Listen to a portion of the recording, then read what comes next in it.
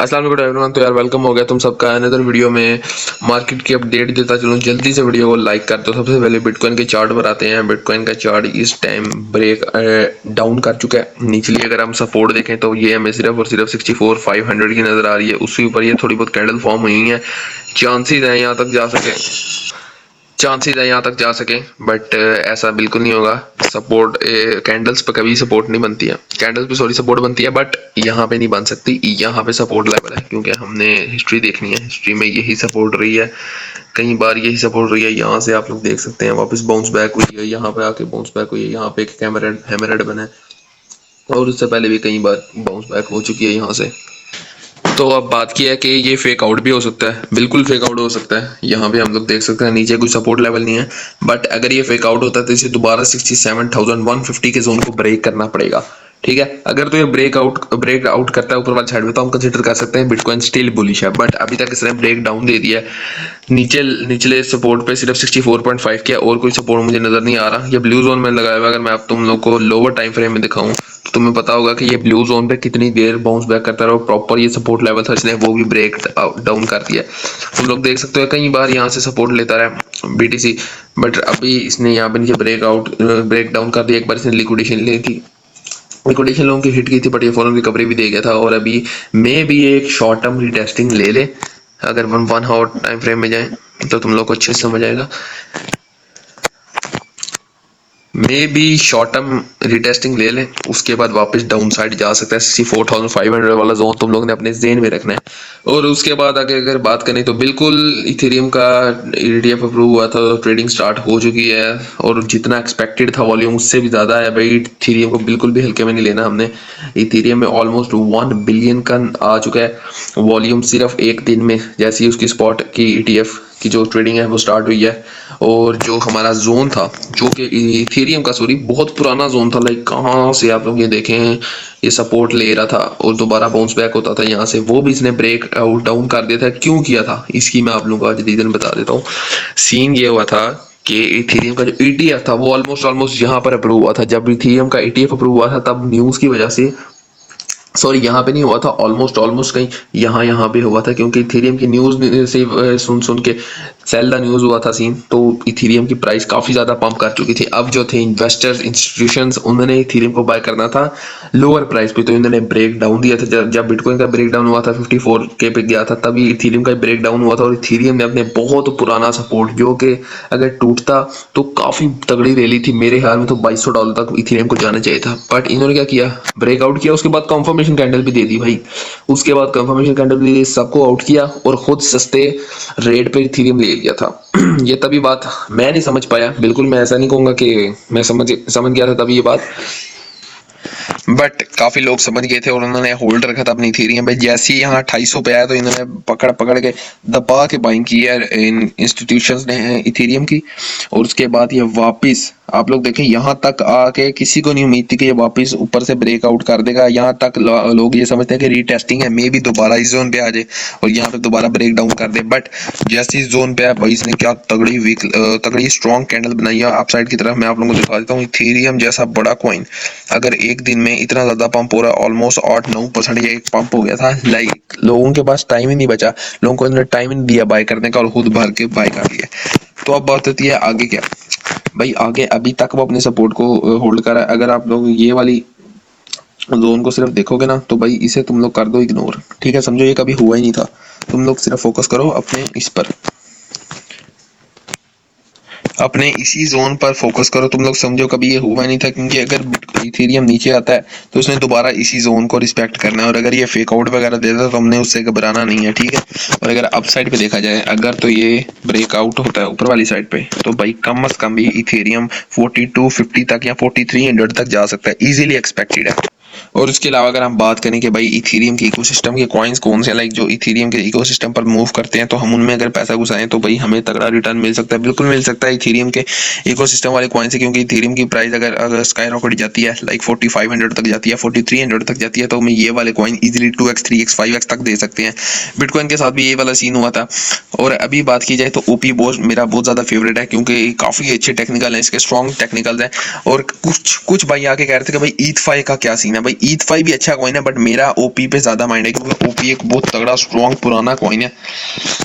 Right now इसने अपना breakout दिया था, हमने ऑलमोस्ट ऑलमोस्ट ब्रेकआउट पे ही उठाया था। इस टाइम अब काफी प्रॉफिट में इसलिए कि हमने एग्जिट मार दिया था। मैंने कहीं ऑलमोस्ट पीक पे जाके एग्जिट करवाया था, और तब जरा कुछ भाई नाराज हो गए थे, भाई ये क्यों आपने एग्जिट करवाया है, आपने खुद शायद होल्ड रखा हुआ है। भाई मैंने भी जिस तरह जब मैंने आप लोगों के साथ स्पॉट की बाइंग की थी ना, वो वाली मैंने भी आउट कर दिया। जो मैंने लॉन्ग टर्म के लिए बुल रन के लिए किया, मैंने बस वो एग्जिट नहीं की। वो अब चाहिए ओपी जहां भी आ जाए, मेरा होल्ड ही रहना है, ठीक है। तो बात कर दीजिए आप इसके टेक्निकल की। तो हमने ब्रेक आउट पे बाई किया था और बिल्कुल पीक पे जाके सेल किया था। मैंने सब मेंबर्स को सेल करवा दिया था। अगर अभी यहाँ पर देखा जाए तो इसने अपने इस जोन को ब्रेक किया, बट अगर हम इसे डिलीट करें तो ये अगर ऊपर वाली साइड से भी देखा जाए तो इसने इस जोन को भी ब्रेक कर दिया था। What next? अगर बिटकॉइन दोबारा 61K के जोन पे आता है जो कि एक्सपेक्टेड है, तो भाई हम इसे यहाँ पर दोबारा उठा सकते हैं। ये छोटा अगर ये है कि अगर आज ओपी यहाँ पे गिर गया तो ये इस वाला जोन, अगर कल यहाँ पे आया तो परसों यहाँ पे आया, लाइक अगर एटलीस्ट 4-5 दिन तक यहाँ पे आता है, लाइक 30 जुलाई तक, तो हम लोग देख सकते हैं कि कितना बड़ा डिप है। भाई हम दोबारा इस कॉइन को उठा सकते हैं, और इस कॉइन ये ऐसा कॉइन है जो छोड़ने वाला नहीं है। देख सकते हैं हम लोग 25 से 30% का ऑलमोस्ट डिप होगा, हमने यहाँ पे बिल्कुल इसे पकड़ना है। तो ये सीन है ओपी का, तुम लोगों ने इसको मस्ट उठाना है अपने बैग में, तुम लोग के होना चाहिए फॉर द इथेरियम। तो नेक्स्ट जो हमारा कॉइन है वो है मेंटा। मेंटा का भी हमने एग्जिट मार दिया था बिल्कुल पीक पे जाके, सब मैंने आप लोग एग्जिट करवाए थे, और तुम लोग देख सकते हो सब के सब कॉइन्स एक बार गिरे हुए हैं। तो मेंटा राइट नाउ अपने दोबारा स्ट्रॉन्ग सपोर्ट लेवल पे आ गया, जहाँ पे लास्ट टाइम भी बाउंस बैक होता रहा था, कमाल की वीक्स लगी थी। उसके बाद ये ब्रेक डाउन हुआ, उसके बाद वापस ब्रेकआउट हो गया, और इसने अपने जो ट्रेड लाइन वाले जोन है दोनों अपसाइड डाउन साइड, इनको बड़े अच्छे तरीके से फॉलो किया और अभी ब्रेकआउट दे दिया।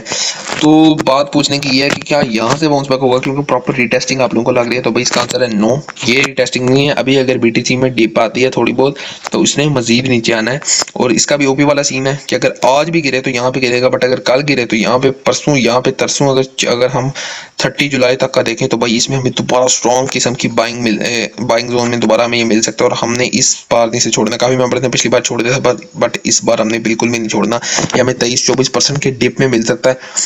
अगर कोई बिल्कुल भी नहीं रिस्क लेना चाहता ना, तो वही वो अभी भी इसे उठा सकते हैं, बट मैं नहीं कंसीडर कर रहा क्योंकि मैं खुद भी नहीं अभी से बाई कर रहा। मेरा साइड बाय साइड होल्ड है, बट जो मैंने अलग स्पॉट की बाइंग करनी है ना फॉर द ट्रेडिंग, उसको मैं अभी यहाँ पे कंसीडर नहीं कर रहा। मैं इसको मिनिमम इस जोन में आके कहीं, मिनिमम ऑलमोस्ट इस जोन में आके कहीं पे बाय करूंगा। और भाई कितने मुझे डिप में मिल जाएगा, सिर्फ और सिर्फ वहां से भी यहाँ पे वापस आएगा ना, तो मुझे 20-25% का रिटर्न मिल जाएगा।